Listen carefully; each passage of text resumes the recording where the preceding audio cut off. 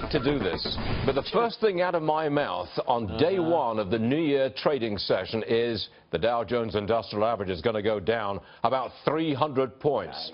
Probably drop below 17K as of this morning. You can blame China. Investors are worried about a weakening economy over there. They halted their stock market after it dropped to nearly 7%.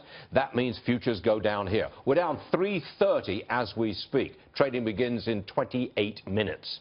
Art Laffer is with us, former economic advisor to Ronald Reagan. Is that it, Art? Is it slowdown in China equals slowdown for the world economy equals a 300-point sell-off? Is that it?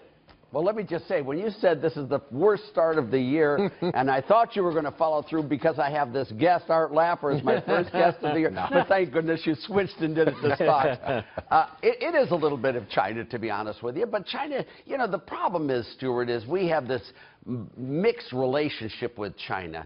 You know, we hate China politically, but we love China economically. We should get over ourselves. We should recognize that China is the best ally, the best partner the U.S. could ever have.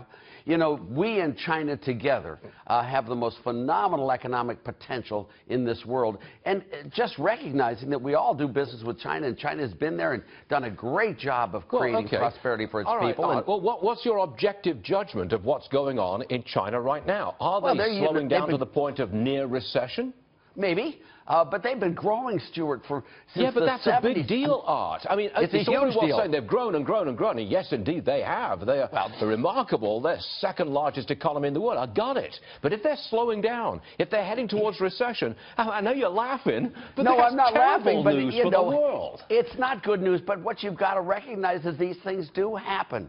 China does slow down. Even I slow down from time to time, although that's really not very often.